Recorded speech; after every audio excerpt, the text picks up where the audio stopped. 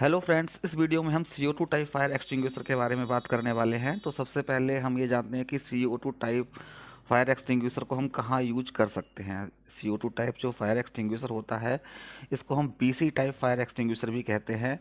और ये commonly B type fire और C टाइप फायर को शट ऑफ करने के लिए, आग बुझाने के लिए काम आता है।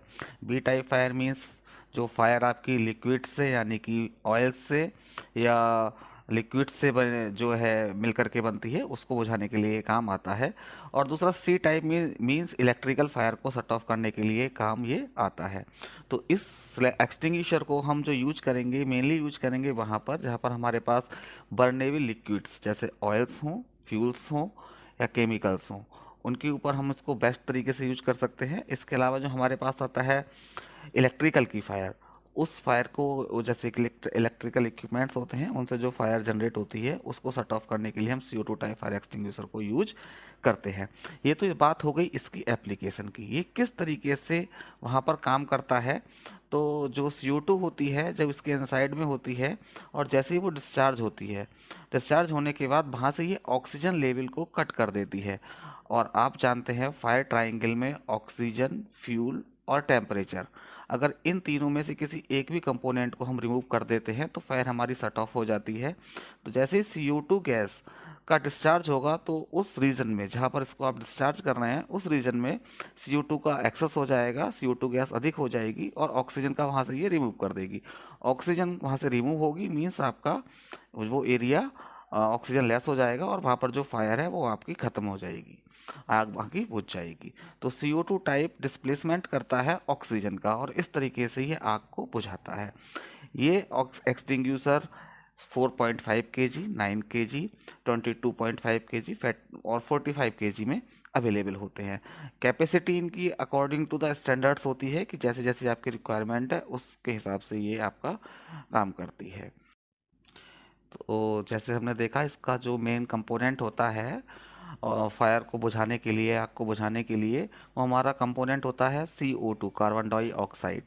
जो ये सिलेंडर्स होते हैं इसके अंदर जो कार्बन डाइऑक्साइड 56 टू 62 kg या बार प्रेशर पर स्टोर करी जाती है और उसको डिस्चार्ज करने के लिए ये according to the capacity 1 minute से 1.5 मिनट का समय ये लगता है। और इसको ये आग जो है इलेक्ट्रिकल टाइप फायर या फिर आपकी लिक्विड फायर को शट ऑफ करने के लिए काम आता है। जो इसका प्रोसेस होता है, ये सिलेंडर कम काम आते हैं आपके टाइप ए फायर पर, या कम मतलब इफेक्टिव होते हैं टाइप ए फायर पर। तो टाइप ए फायर का जो मोस्ट इफेक्टिव कंपोनेंट होता है वो टेम्परेचर है। जैसे वुड और टेक्सटाइल से जो फायर होती है उसे आप टाइप ए में क्लासिफाइड करते हैं और उससे जो टेम्परेचर रेज होता है तो ये टेम्परेचर को बहुत ज़्यादा कम नहीं कर पाता है CO2। तो डेट केस में हमारे पास क्या होता है, CO2 जो टाइप सिलेंडर्स होते हैं इनको हम फ्यूल्स और इलेक्ट्रिकल फायर के ऊपर ही ज़्यादा यूज़ करते हैं। और अगर आप इसको यूज़ करेंगे वो टेक्सटाइल के ऊपर भी तो इफेक्टिव वहाँ पर भी रहेगा, पर एज जो रेस्पॉन्स होगा वो उतना अच्छा नहीं होगा जो मैंने अभी आप B और C टाइप की फायर पर इसका रेस्पॉन्स अच्छा होता है। नेक्स्ट हमारे पास जो आता है CO2 टाइप में, इसका जो स्टोरेज प्रेशर होता है जैसे मैंने बताया 55 या और 56 टू 62 बार्स का इसका इस सिलेंडर से जो CO2 डिस्चार्ज होता है उसका डिस्चार्ज रेट 1 वार टू 2.5 बार होता है, यानी कि आप कह सकते हैं 1 kg टू 2.5 kg पर सेकेंड के डिस्चार्ज रेट से CO2 डिस्चार्ज होता है।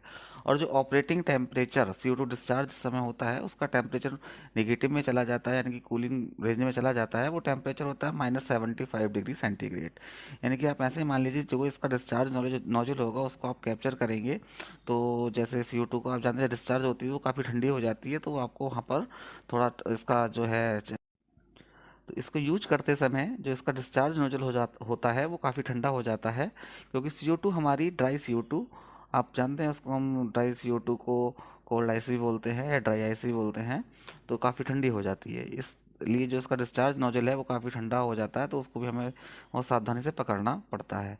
अच्छा, अब हम इसका ऑपरेशन देखते हैं, किस तरीके से हम इसको ऑपरेट करते हैं। तो ऑपरेट करने के लिए देखिए, सिलेंडर स्टैंड बाई पोजीशन में सबसे पहले आप इसको रखेंगे और उसके बाद ये इसका एक हैंडल है, इस हैंडल से आप इसको होल्ड करके कैरी कर सकते हैं। कैरी करने के बाद इसका ये डिस्चार्ज नोजल है, इस डिस्चार्ज नोजल की हेल्प से आप इसको फायर का जो बेस पॉइंट है उसको पॉइंट कर सकते हैं और वहाँ पर आप इसको जो CO2 है उसको स्प्रे करेंगे और डिस्चार्ज करेंगे। तो ये आपका यहाँ से जो है CO2 इसके फायर के बेस पॉइंट पर पड़ेगा और वहाँ पर से ये ऑक्सीजन को रिमूव करेगा और हमारा फायर शट ऑफ करने के काम आएगा।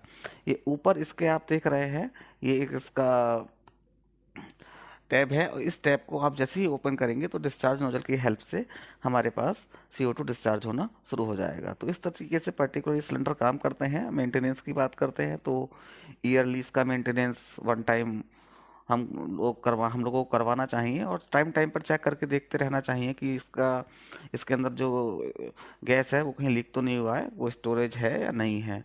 तो मोस्टली कोई आपके पास इसमें प्रेशर मीटर वगैरह शो नहीं करता है यहाँ पर कि आप अंदर से इसका प्रेशर चेक कर सके कितना बार का इसके अंदर प्रेशर अभी है, क्योंकि मैंने बताया 56 kg बार काफ़ी ज़्यादा प्रेशर होता है, तो उसको जस्टिफाई नहीं किया जा सकता कि अंदर प्रेशर है या नहीं है। तो आपको बस इसको ऑपरेट करके ही देखना है टाइम टाइम पर कि इसके अंदर CO2 है या नहीं है।